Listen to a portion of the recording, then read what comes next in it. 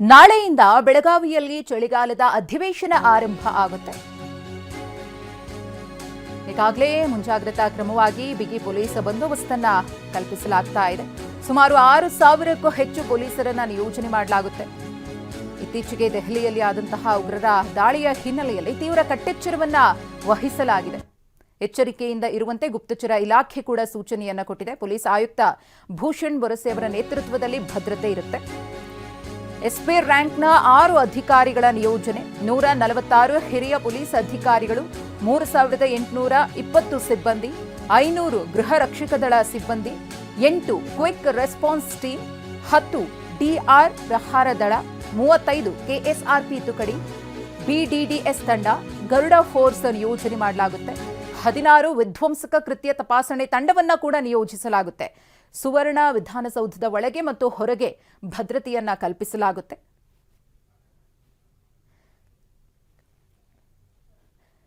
ನಮ್ಮ ಪ್ರತಿನಿಧಿ ಸಹದೇವ್ ಮಾನೆ ಒಂದು ಪ್ರತ್ಯಕ್ಷ ವರದಿಯನ್ನ ಕೊಡುವುದರ ಜೊತೆಗೆ ಕಮಿಷನರ್ ಅವರ ಜೊತೆಗೆ ಮಾತುಕತೆಯನ್ನು ನಡೆಸಿದ್ದಾರೆ. ನೋಡೋಣ.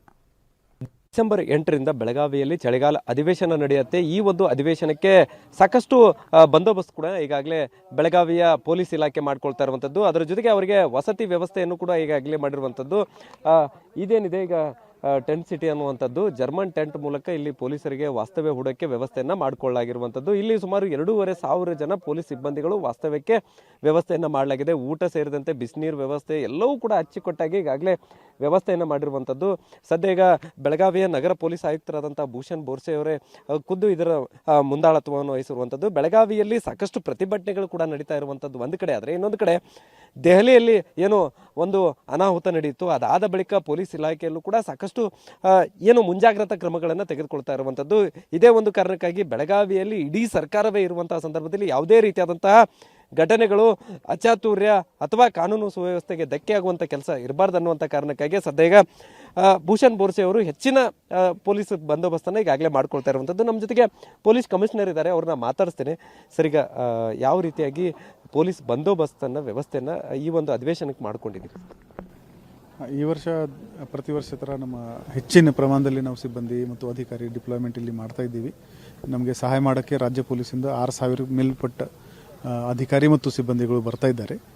ನಾವೀಗ ಇಲ್ಲಿ ನಮ್ಮ ಟೆಂಟ್ ಸಿಟಿನಲ್ಲಿ ಇದ್ದೀವಿ. ಇಲ್ಲಿ 2,500 ಅಧಿಕಾರಿ ಮತ್ತು ಸಿಬ್ಬಂದಿದು ಉಳ್ಕೊಳ್ಳೋಕ್ಕೆ ವ್ಯವಸ್ಥೆ ಮಾಡಲಾಗಿದೆ. ನನ್ನ ಹಿಂದೆ ನೀವು ನೋಡ್ತಾ ಇರ್ಬೋದು, ಬೆಡ್ಸ್ ವ್ಯವಸ್ಥೆ ಇದೆ. ಈ ಕಡೆ ಡೈನಿಂಗ್ ಏರಿಯಾ ಇದೆ ಮತ್ತು ಈ ಸೈಡಲ್ಲಿ ಇದು ವಾಶ್ರೂಮ್ ಮತ್ತು ಟಾಯ್ಲೆಟ್ದು ವ್ಯವಸ್ಥೆ ಮಾಡಲಾಗಿದೆ. ಬಿಸಿ ನೀರಿನ ಕೂಡ ಇಲ್ಲಿ ವ್ಯವಸ್ಥೆ ನಾವು ಮಾಡ್ತಾ ಇದ್ದೀವಿ. ದಿಲ್ಲಿನಲ್ಲಿ ಒಂದು ಘಟನೆ ನಡೆದಿದೆ. ಆ ಹಿನ್ನೆಲೆ ಆಗಲಿ ಅಥವಾ ಇಲ್ಲಿ ನಾವು ಪ್ರತಿಭಟನೆಯದು ಸ್ಟಡಿ ಮಾಡಿದಾಗ ಕೆಲವು ಪ್ರತಿಭಟನೆ ಹಿಂಸಾತ್ಮಕ ತಿರುವು ತಗೊಂಡು 27 FIR ಆಗಿದೆ. ಸಾಕಷ್ಟು ಪೊಲೀಸ್ಗೆ ಮತ್ತು ಸಾಮಾನ್ಯ ಜನರಿಗೆ ಕೂಡ ಅದರಲ್ಲಿ ಗಾಯ ಆಗಿದೆ, ಆರ್ಥಿಕ ನಷ್ಟ ಉಂಟಾಗಿದೆ. ಆ ಹಿನ್ನೆಲೆಯಲ್ಲಿ ಮತ್ತು ನ್ಯಾಷನಲ್ ಹೈವೇ ಅದರ ನಮ್ಮ ವಿಧಾನಸೌಧ ಎದುರುಗಡೆನೇ ಹೋಗುತ್ತೆ, ಸಾವಿರಾರು ವೆಹಿಕಲಲ್ಲಿ ಸಂಚಾರ ಇರುತ್ತೆ. ಯಾವುದೇ ಪ್ರತಿಭಟನಾಕಾರರು ರಸ್ತೆ ತಡೆ ಮಾಡಿದರೆ ಸಾಕಷ್ಟು ಆರ್ಥಿಕ ನಷ್ಟ ಉಂಟಾಗುತ್ತದೆ.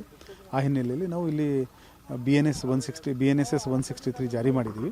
ಸೊ ಇದಿಷ್ಟು ಸದ್ಯ ಈಗ ಒಂದು ಕಡೆ ಅಧಿವೇಶನಕ್ಕೆ ಜಿಲ್ಲಾಡಳಿತ ಸಿದ್ಧತೆಯನ್ನು ನಡ್ಕೊಂಡ್ರೆ, ಇನ್ನೊಂದು ಕಡೆ ಕಾನೂನು ಸುವ್ಯವಸ್ಥೆ ಕಾಪಾಡುವಂಥ ನಿಟ್ಟಿನಲ್ಲಿ ಈಗ ಪೊಲೀಸ್ ಬಂದೋಬಸ್ತನ್ನು ಕೂಡ ಅಚ್ಚುಕಟ್ಟಾಗಿ ಮಾಡ್ತಾ ಇದ್ದೇವೆ. ಅದರ ಜೊತೆಗೆ ಈ ಸಾರಿ ಅತಿ ಹೆಚ್ಚು ಪೊಲೀಸ್ ಸಿಬ್ಬಂದಿಗಳನ್ನು ನೇಮಕ ಮಾಡಿಕೊಂಡಿರುವಂಥದ್ದು. ಕ್ಯಾಮರಾಮನ್ ಪ್ರವೀಣ್ ಜೊತೆ ಸಹದೇವ್ ಮನೆ TV9 ಬೆಳಗಾವಿ.